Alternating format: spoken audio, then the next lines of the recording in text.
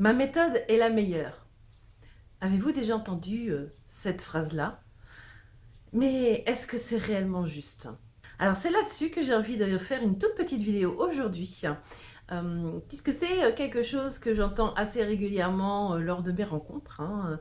Donc je voulais voir ça avec vous. Donc avant de commencer sur ce sujet-là, je vous invite donc à vous abonner à ma chaîne YouTube, sans oublier la petite cloche pour recevoir bien sûr toutes les notifications, donc pour avoir mes vidéos. Mais aussi donc vous inviter à vous abonner à ma page Facebook ainsi que à mon Instagram, que vous pourrez retrouver donc en description, donc en dessous de cette vidéo.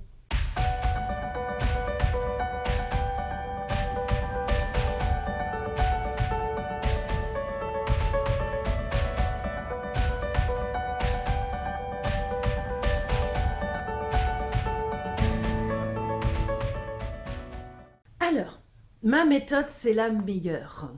Et oui, souvent j'entends ça, que ça soit dans un domaine de l'énergétique, mais aussi dans d'autres domaines. Euh, je l'ai vu même auprès donc de ma famille, où souvent, effectivement, eh bien, pour avoir un certain résultat, on se disait, ben voilà, cette méthode, c'est la meilleure. Sauf que, effectivement, les gens ne sont pas donc tous identiques. Et en particulier quand il s'agit des atypiques, comme ceux que je peux m'occuper et dont j'en fais partie. Puisque, effectivement, pour arriver à un résultat, nous, on passe quelquefois par d'autres endroits. Donc, c'est pour ça que ça peut être un peu particulier. Et que, effectivement, toutes les méthodes ne sont pas forcément les meilleures pour chacun.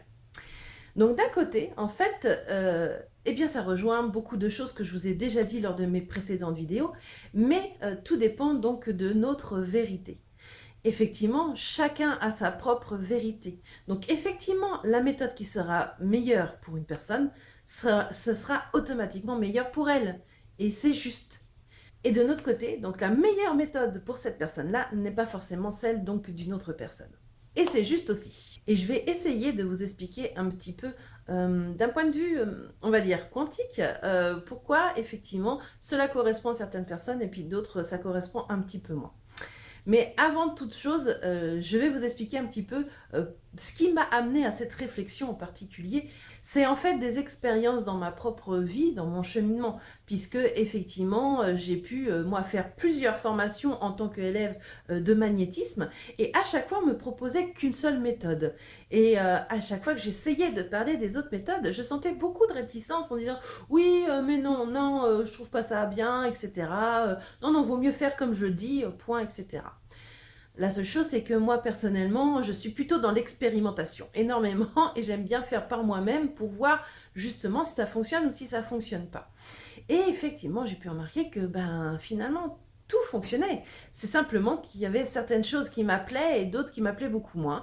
Et puis selon les personnes que je voyais, effectivement, soit une méthode me parlait plus que l'autre, parce que effectivement, eh bien, selon les personnes que je pouvais voir et que je peux voir toujours en séance énergétique, eh bien, je pense qu'il y a une méthode qui correspond plus qu'une autre.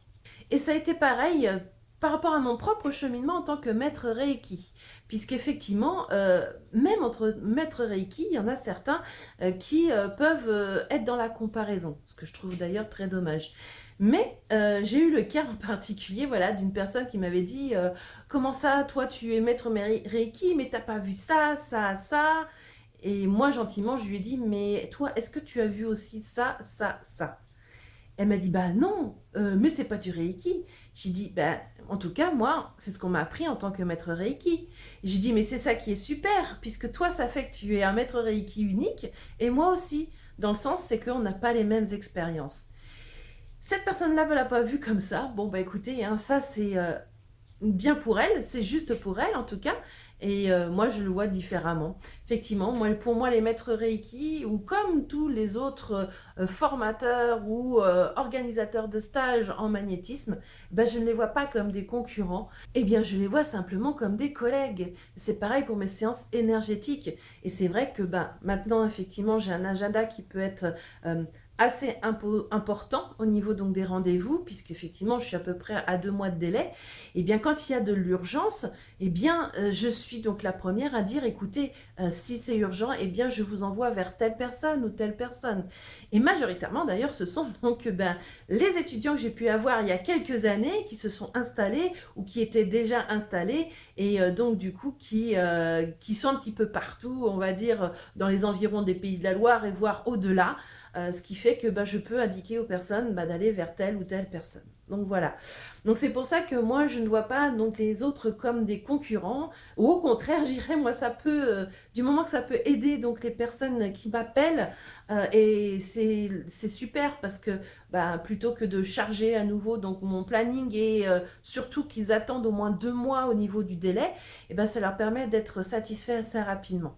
Donc ça, voilà, ça fait partie donc de cela aussi.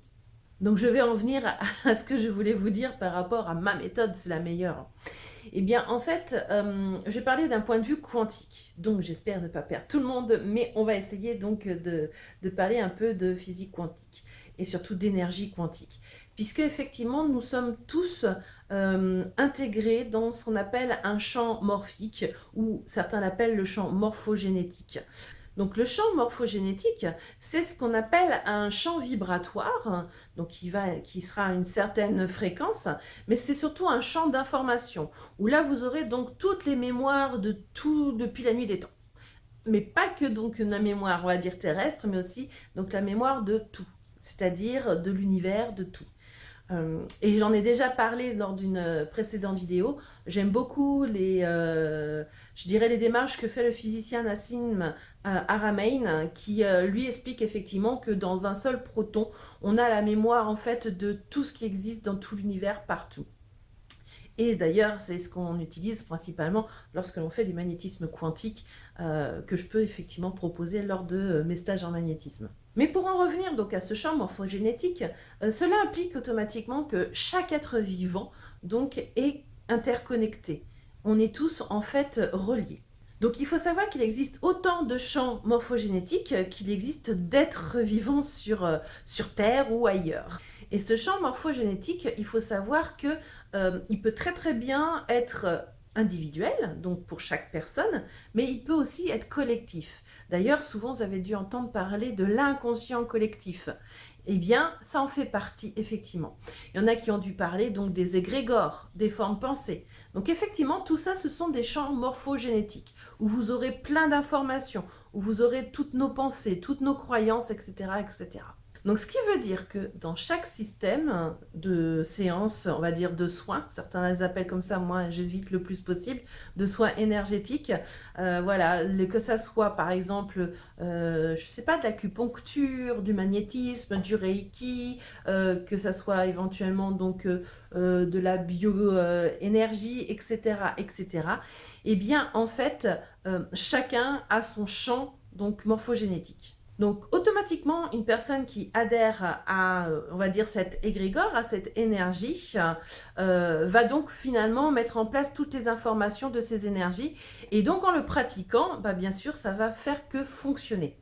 Donc quelque part, la personne qui dit que sa méthode est la meilleure, elle a aussi raison, puisque en fait, dans ce champ morphogénétique, en fait, elle va attirer à elle les personnes qui vont être susceptibles donc d'être, je dirais, accompagnées par cette méthode et qui pourra donc se soulager, être aidée par cette méthode.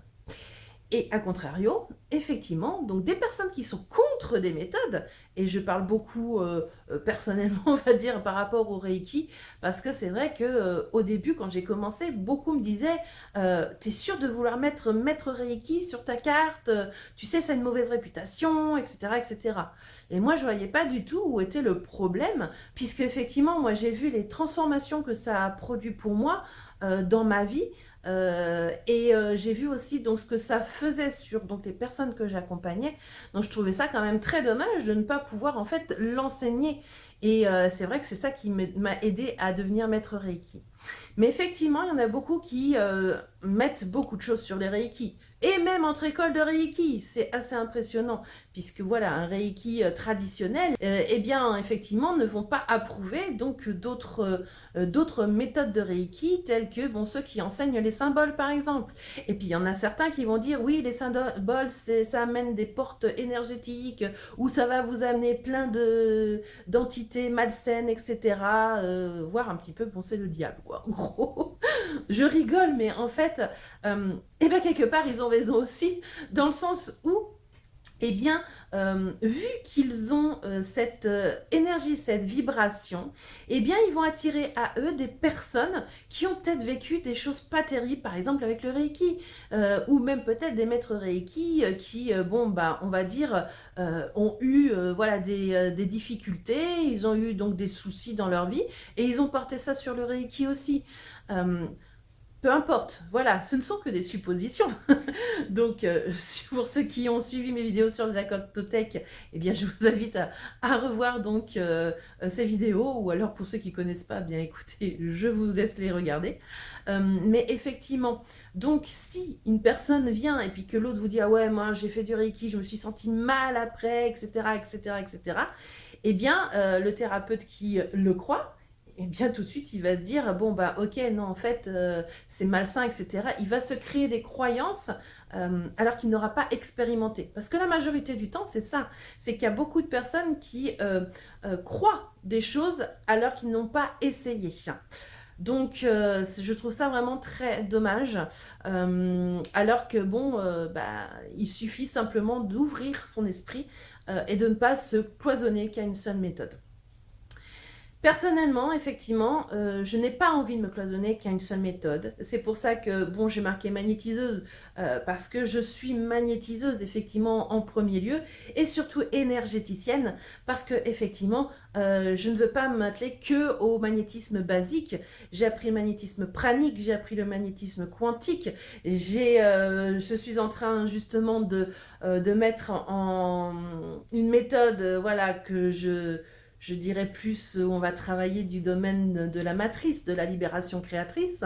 Voilà, donc je ne m'attelle pas qu'à ça, puisque effectivement, voilà, j'ai fait du rebootement. Là, je vais devenir d'ici peu kinésiologue.